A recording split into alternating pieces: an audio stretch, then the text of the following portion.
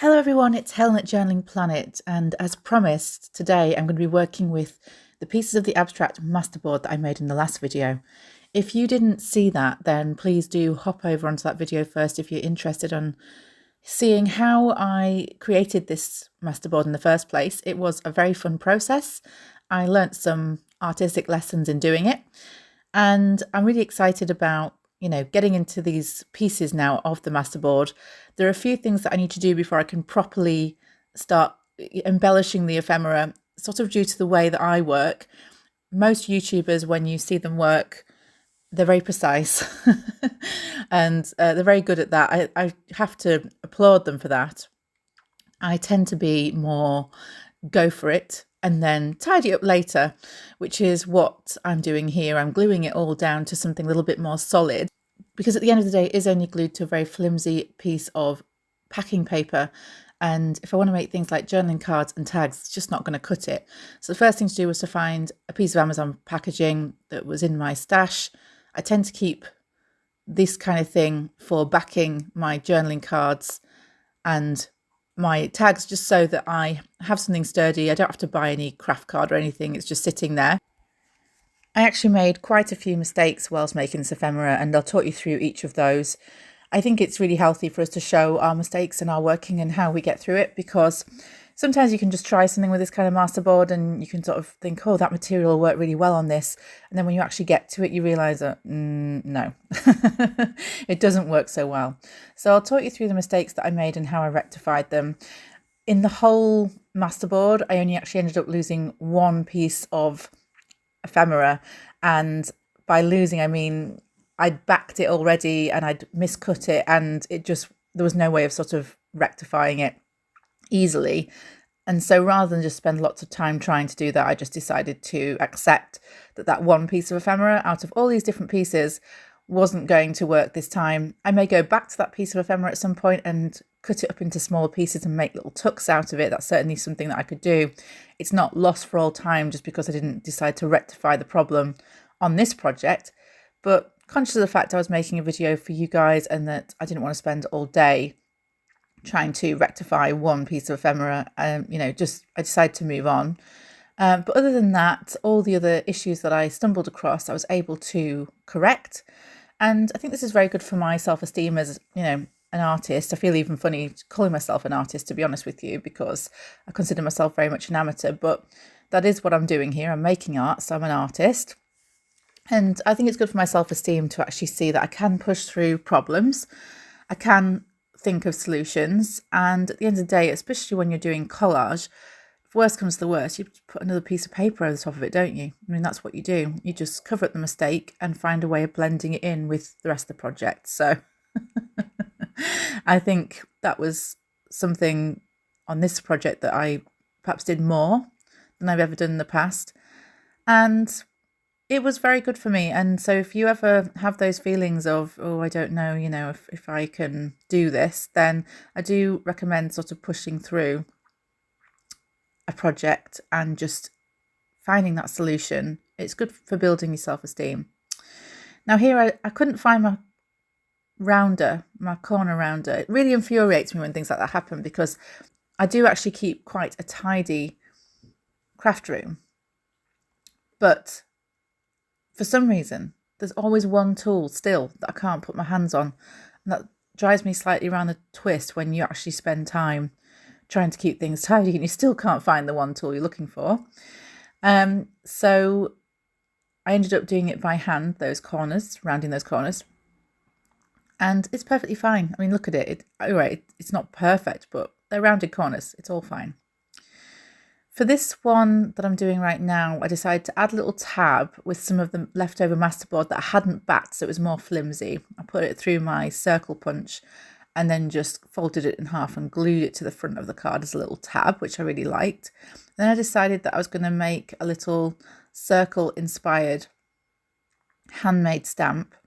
It sort of ends up looking a little bit like an onion or a vortex in a science fiction extravaganza. But I do like making these foam stamps, and I'll link to a video below where if you don't actually have any craft foam, you can use egg boxes, the sort of egg carton foam And it has actually, I would say, actually even works better than the craft card, if I'm totally honest.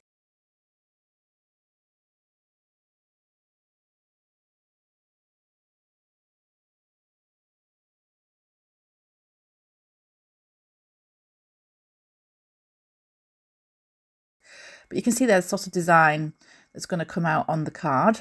That's my test stamp.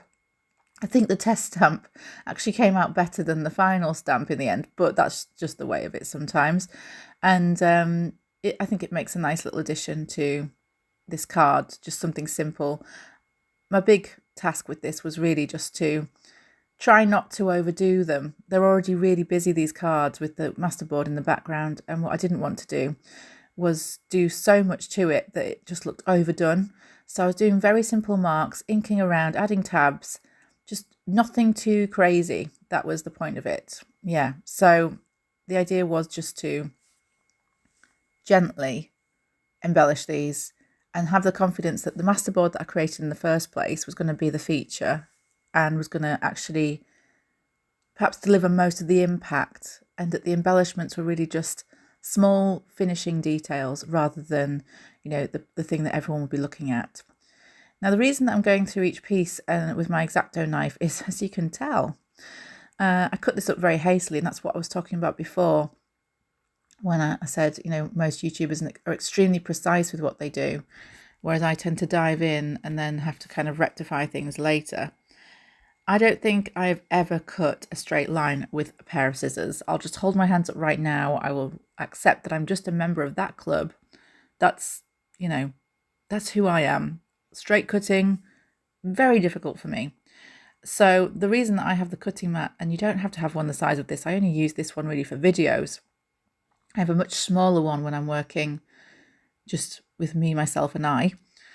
And I think ultimately, I don't think I've ever cut a straight line unless I've got a cutting mat and a ruler.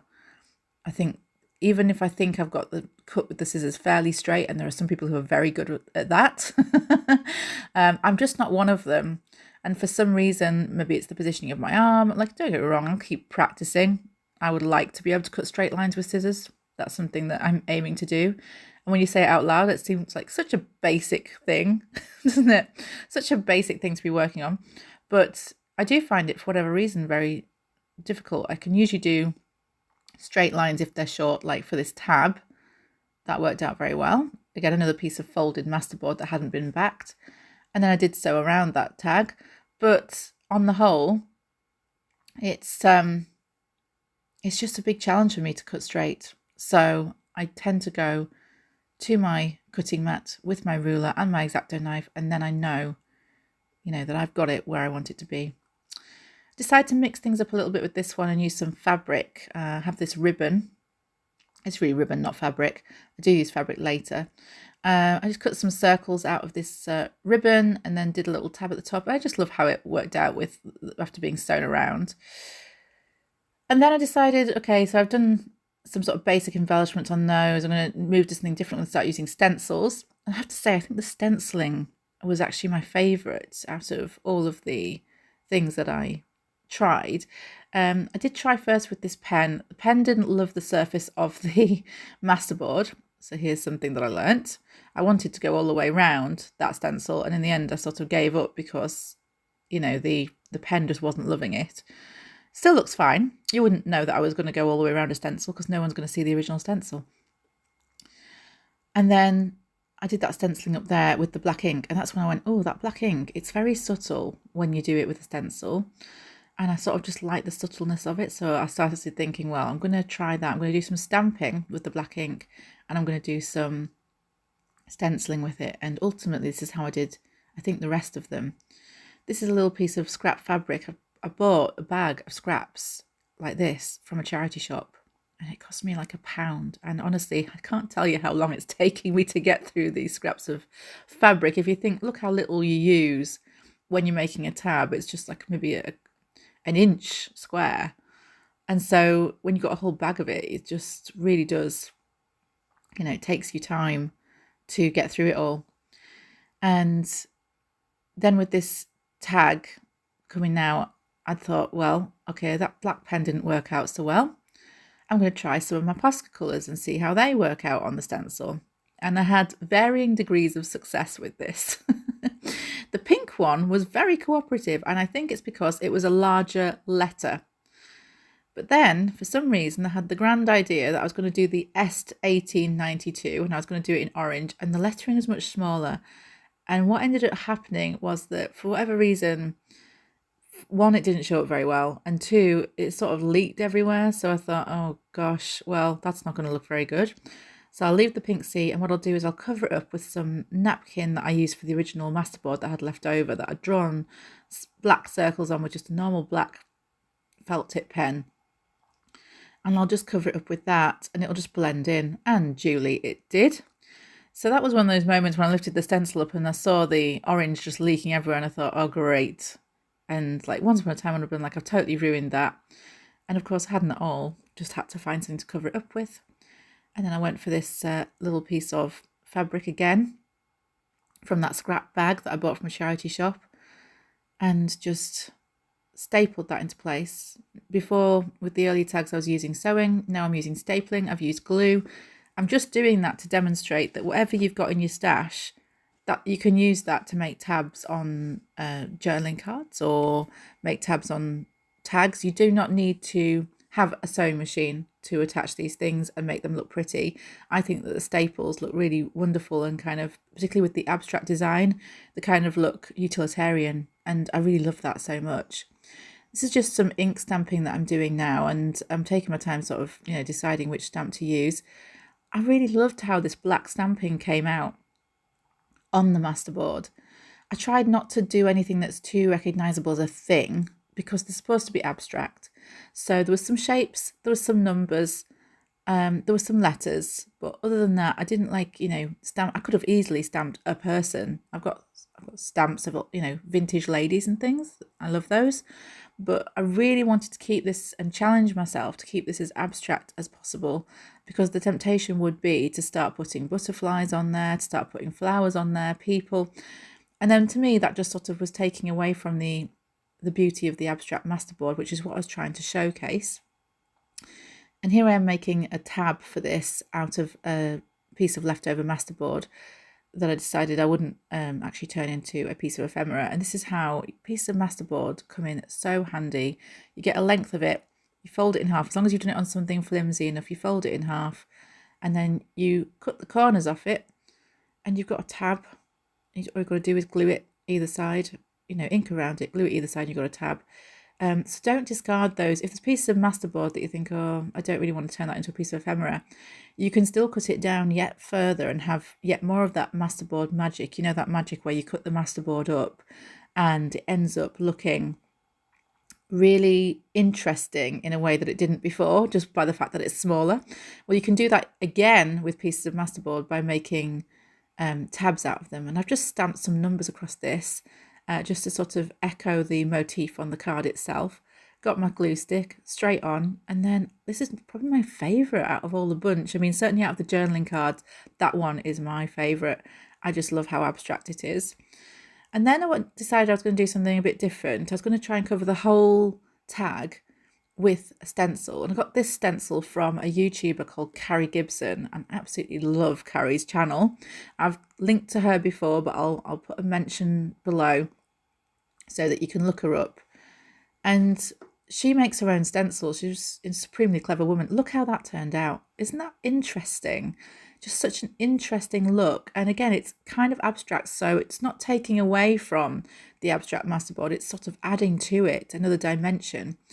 Again, I have had this piece of fabric in the stash, just used my pinking shears to go around the edges of it and just put that on the top. It's one of those scrap pieces from the charity shop.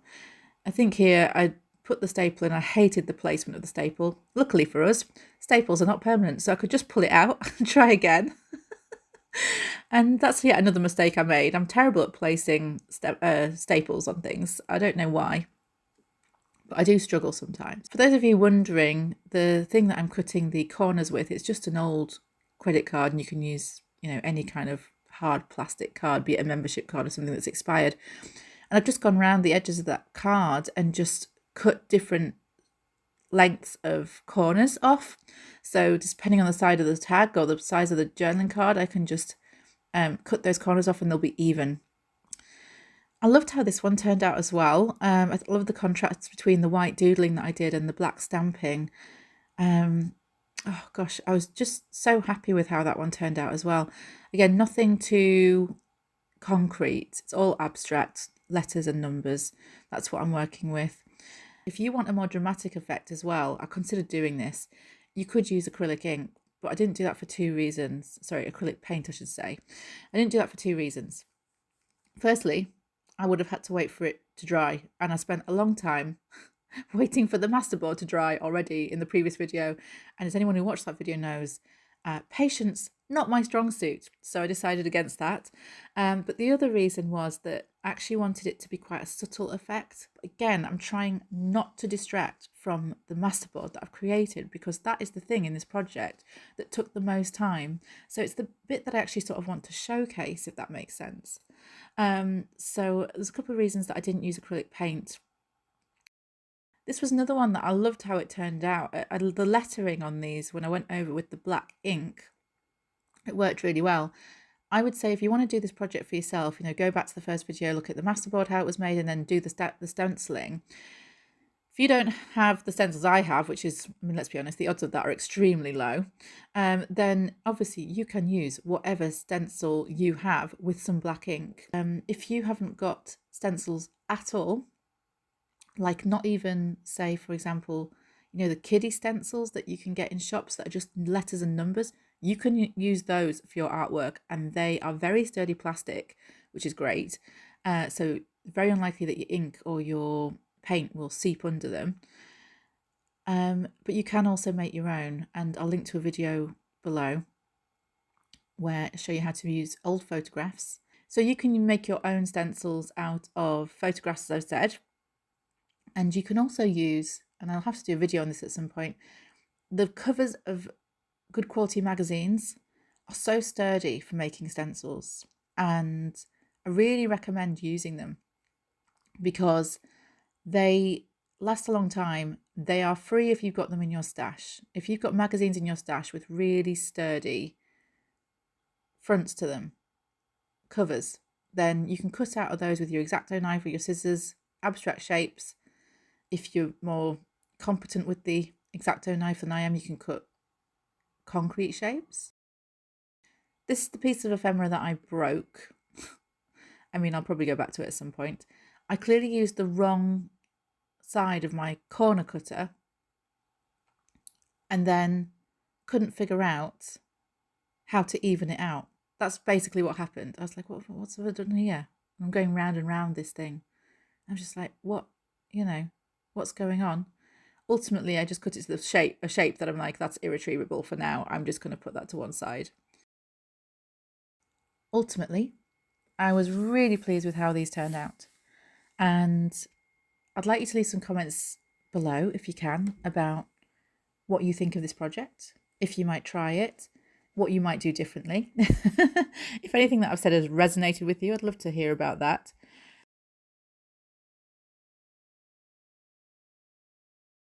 This card was another example of a moment where things didn't really go well for me. I stamped it and then the stamp didn't really show up that well.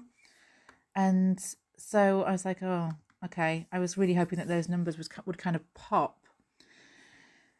So then again, I had to go back to the drawing board. And again, I went back to some napkin with those circles on just because it would make the ephemera more of a set. So, they would all, if I had a mistake, they would all have it fixed by putting this piece of napkin over it with the white circles on.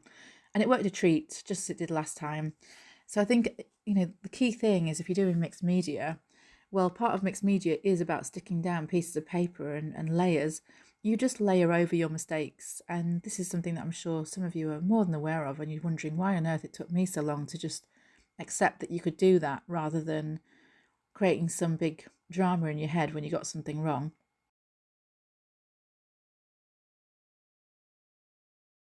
If you've enjoyed this video, I would really appreciate it if you subscribed, maybe even shared it with somebody if you haven't already.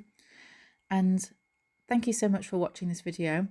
next video is a little bit different. So I look forward to seeing you then. Until then, take care and happy crafting.